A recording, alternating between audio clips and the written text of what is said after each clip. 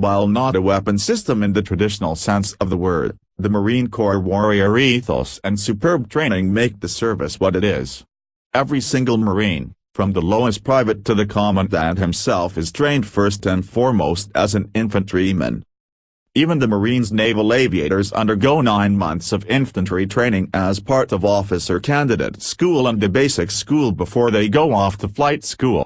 The shared experience of fighting alongside Marines on the ground gives the service a level of cohesion that the other branches lack. Ultimately, it is the Marine Corps people that make it arguably the most effective branch of the armed forces. With the United States theoretically ending combat operations in Iraq and Afghanistan, the service will shrink to a total strength of 182,000 Marines by 2017. But even at that reduced manning level, it will be nearly as large as the entire active British military. Marines need to continue to focus on both MOS proficiency as well as their basic rifleman skills as a Marine.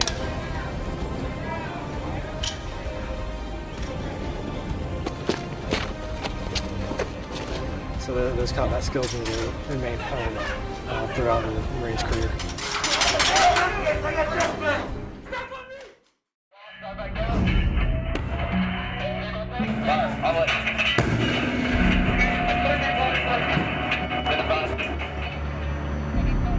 While the Marine Corps prides itself on being a strategically mobile medium-weight force, there are times when it needs the brute force of heavy armor. That brute force is provided by the General Dynamics M1A1 Abrams. While not quite as advanced as the U.S. Army's M1A2 SAP 2, the Marines' M1A1 firepower enhancement package suits the Marines' purposes of supporting the service's infantry. The Abrams is armed with the 120mm cannon and is protected with an armor matrix that incorporates depleted uranium armor. With the 1,500 horsepower Honeywell gas turbine engine, it can move at more than 45 miles per hour. The Marines are not a heavy, mechanized force in the mold of the Army's heavy brigade combat teams. The entire Marine force has only 3 tank battalions, and the service has just shy of 400 tanks in total, most of which are stored in pre-positioned stocks.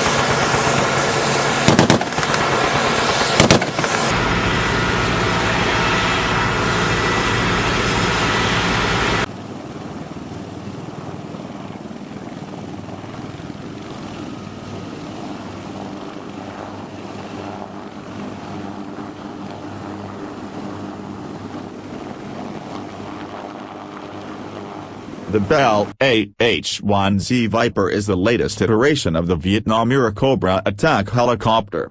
While outwardly the AH-1Z looks like its predecessors, it is basically a completely new machine. The AH-1Z is powered by a pair of 1,800 shp General Electric T700 turboshaft engines that is coupled with a new 4-bladed composite rotor system that gives the helicopter exceptional agility. It carries a suite of advanced sensors including a Lockheed Martin target sight system and can carry the longbow radar system. Like the Army's AH-64E Apache, it can carry 16 Hellfire missiles, but also adds an air-to-air punch with its ability to fire AIM-9 Sidewinder missiles. The AH-1Z also shares many common parts with the Marine's Bell UH-1Y Venom version of the UH-1 Huey, which helps with the service's logistics. However, on the downside, the Viper and Venom are unique platforms with the Defense Department, and have not been built in huge numbers like the Army's Apache or UH-60 Black Hawk helicopters. That means the Marines have a more difficult time keeping their machines up to date with the latest advances, and it costs more.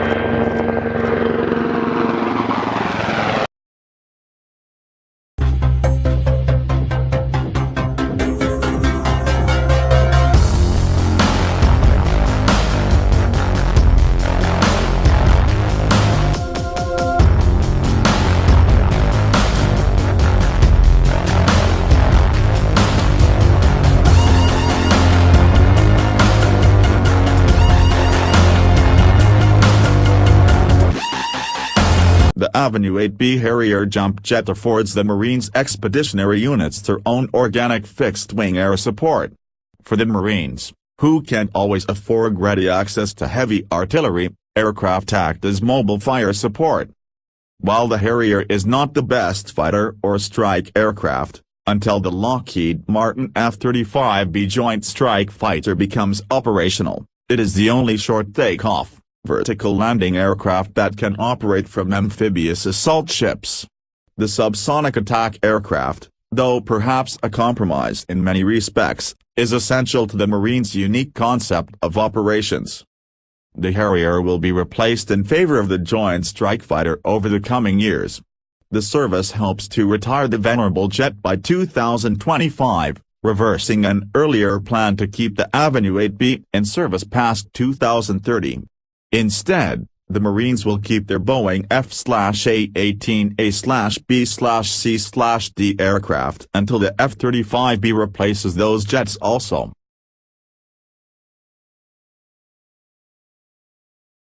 As a highly mobile, medium-weight force, the Marines don't want to be weighted down by heavy armored vehicles. However, some mechanized forces are necessary. For the Marines, many of those needs are met by versions of the General Dynamics Light Armored Vehicle Series, LAV. A Marine Light Armored Reconnaissance Battalion includes many variants of the LAV, including the LAV-25 LAV-AT, LAV-L, LAV-M, LAV-RS and LAV-C2S, which all have their individual functions, ranging from anti-tank and anti-air to command and control. Fast and agile, the most common LAV-25 is packed with a 25mm automatic cannon and a pair of 7.62mm machine guns. It can move at speeds exceeding 63 miles an hour.